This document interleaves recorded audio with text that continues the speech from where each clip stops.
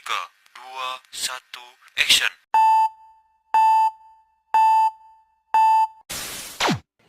Assalamualaikum warahmatullahi wabarakatuh. Kami dari kelompok 4 akan menjabarkan mengenai pembangunan budaya demokrasi berbasis nilai-nilai Pancasila yang kami beri judul Membumikan Demokrasi Pancasila, Membangun Budaya Politik Berkeadaban dalam Keberagaman Indonesia. Jadi, dalam lanskap kehidupan berbangsa dan bernegara, demokrasi sering dianggap sebagai tolak ukur kemajuan politik sebuah negara.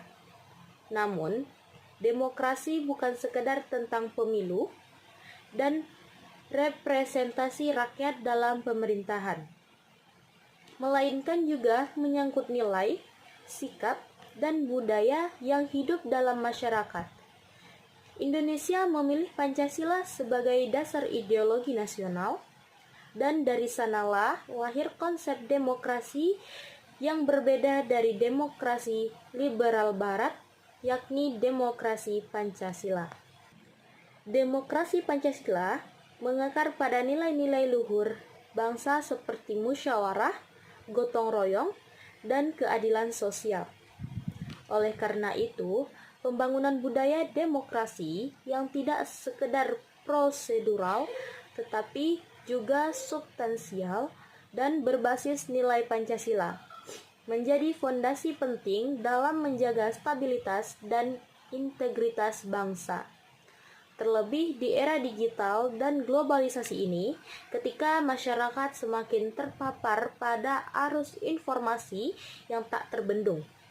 Membangun kesadaran dan karakter demokratis yang Pancasilais menjadi agenda yang sangat mendesak.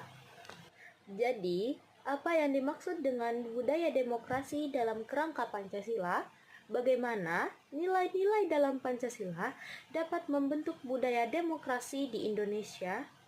Lalu, apa saja tantangan serta solusi dalam membangun budaya demokrasi yang selaras dengan Pancasila?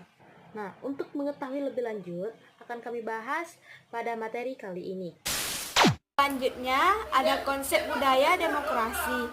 Budaya demokrasi adalah seperangkat kebiasaan sosial dan politik yang mencerminkan penghargaan terhadap kebebasan individu, persamaan hak, dan keterlibatan dalam proses politik, dan penghormatan terhadap hukum di negara-negara maju. Budaya demokrasi terbentuk melalui proses histori yang panjang di mana masyarakat terbiasa berpendapat, berdiskusi, dan terlibat dalam kehidupan publik secara aktif. Dalam konteks Indonesia, budaya demokrasi harus ditanamkan tidak hanya melalui institusi, tetapi harus juga melalui pendidikan, keluarga, dan media sosial. Demokrasi tidak akan tumbuh dalam ruang yang kosong. Ia berkembang di dalam ekosistem nilai yang sehat. Oleh karena itu, nilai-nilai Pancasila harus dijadikan sebagai pilar utama dalam menumbuhkan kebudayaan demokrasi tersebut. Selanjutnya ada nilai-nilai Pancasila sebagai pilar demokrasi. Setiap sila dalam Pancasila memiliki makna strategi yang menyatu dengan nilai-nilai demokrasi. Yang pertama itu ketuhanan yang Maha Esa, menekankan pentingnya kebebasan, keberagaman, dan toleransi dalam kehidupan bermasyarakat. Demokrasi tanpa toleransi berisiko melahirkan diskriminasi dalam konflik identitas. Yang selanjutnya itu kemanusiaan yang adil dan beradab, menjunjung tinggi penghormatan terhadap hak asasi manusia, termasuk hak berpendapat dan berekspresi. Selanjutnya itu persatuan Indonesia menjadi landasan dalam merawatkan keberagaman dalam bingkai kebangsaan yang utuh, menolak sektarianisme dalam politik, selanjutnya itu kerakyatan yang dipimpin oleh hikmat kebijaksanaan dalam permusyawaratan perwakilan, mencerminkan semangat deliberatif dalam pengambilan keputusan. Dan yang terakhir itu keadilan sosial bagi seluruh rakyat Indonesia menjadi ukuran keberhasilan dalam distribusi kesejahteraan dan kebijakan politik yang inklusif. Nah, selanjutnya ada peran strategis nilai Pancasila dalam pembudayaan demokrasi. Nah, demokrasi di Indonesia bukanlah hasil adopsi langsung dari model demokrasi liberal barat, melainkan hasil sintesis nilai-nilai universal demokrasi dengan budaya lokal Indonesia. Nilai-nilai Pancasilanya, ya, yang pertama itu ada Pancasila sebagai filter nilai global. Di tengah arus globalisasi dan penetrasi budaya luar, Pancasila berfungsi sebagai filter dalam menyaring nilai-nilai asing yang tidak sesuai dengan kepribadian bangsa. Misalnya itu seperti praktik demonstrasi yang merusak fasilitas umum atas nama kebebasan. Yang kedua itu ada penegakan prinsip musyawarah. Sila keempat mendorong praktik musyawarah yang demokratis dalam setiap pengambilan keputusan.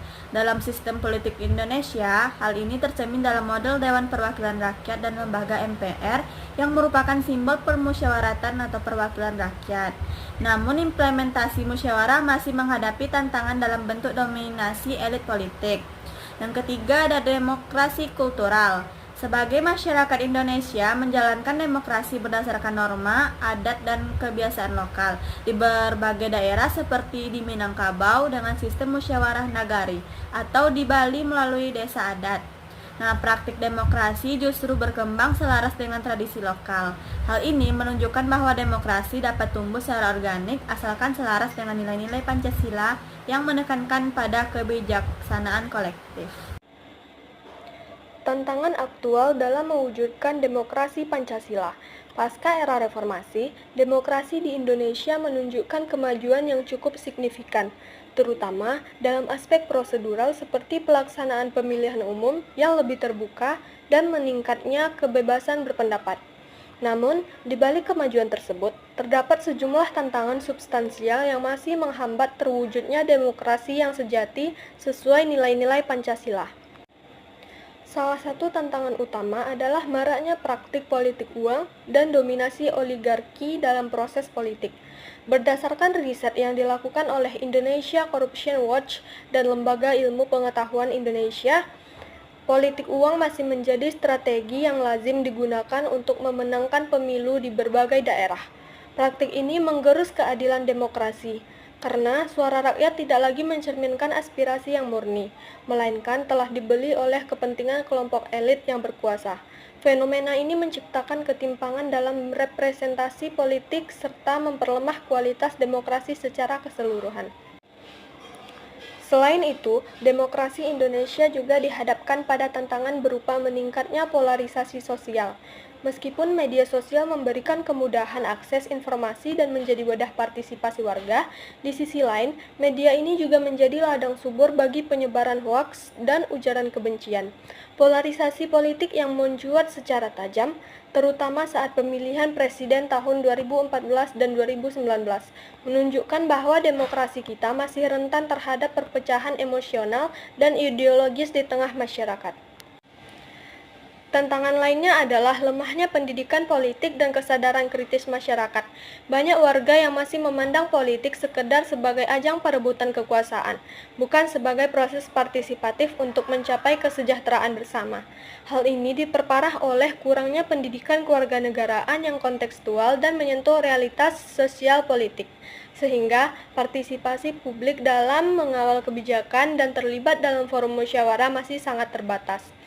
Tak kalah penting adalah persoalan disinformasi dan etika digital yang turun mewarnai dinamika demokrasi di era digital. Masyarakat yang belum memiliki literasi digital yang memadai cenderung mudah terprovokasi oleh informasi palsu yang tersebar luas di berbagai platform daring. Padahal dalam demokrasi yang sehat, pengambilan keputusan semestinya didasarkan pada nalar, data, dan diskusi yang nasional, bukan pada emosi atau manipulasi informasi. Secara keseluruhan, tantangan-tantangan ini menunjukkan bahwa demokrasi Pancasila memerlukan penguatan dari segi substansi, terutama dalam aspek keadilan politik, etika digital, pendidikan kewarganegaraan, dan pengelolaan keragaman sosial secara bijak. Selanjutnya, strategi penguatan budaya demokrasi berbasis Pancasila.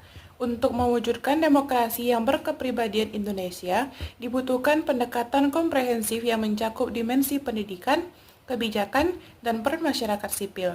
Nah, beberapa strategi yang dapat diimplementasikan yang pertama yaitu penguatan pendidikan kewarganegaraan kontekstual, yaitu sekolah dan universitas harus mengajarkan Pancasila tidak hanya dengan teori, melainkan sebagai pedoman dalam kehidupan nyata.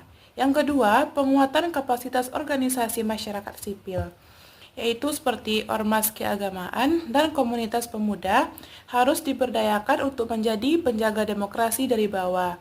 Yang ketiga, penataan regulasi dan etika digital, yaitu pemerintah dan masyarakat perlu membangun ekosistem digital yang sehat. Perlu adanya regulasi yang tegas terhadap penyebaran hoaks dan ujaran kebencian. Selanjutnya, reformasi partai politik dan sistem pemilu partai politik harus menjadi institusi pendidikan politik rakyat, bukan sekedar kendaraan elektoral. Selanjutnya yang kelima, pembangunan forum dialog antar kelompok. Indonesia yang menjemuk membutuhkan ruang dialog antar agama, antar suku, dan antar generasi. Nah, forum ini harus aktif di tingkat lokal, RT atau RW desa, dan bersifat inklusif. Dan disinilah nilai-nilai sila ketiga dan keempat diwujudkan dalam bentuk nyata. Kesimpulan yang kita dapatkan dari pembahasan kali ini adalah demokrasi Indonesia agar tetap relevan dan bermartabat harus tumbuh dari akar budaya dan nilai yang digali dari Pancasila. Demokrasi yang hanya mengandalkan mekanisme formal tanpa dibarengi dengan pembudayaan nilai akan menjadi rapuh dan mudah disusupi oleh kepentingan sempit.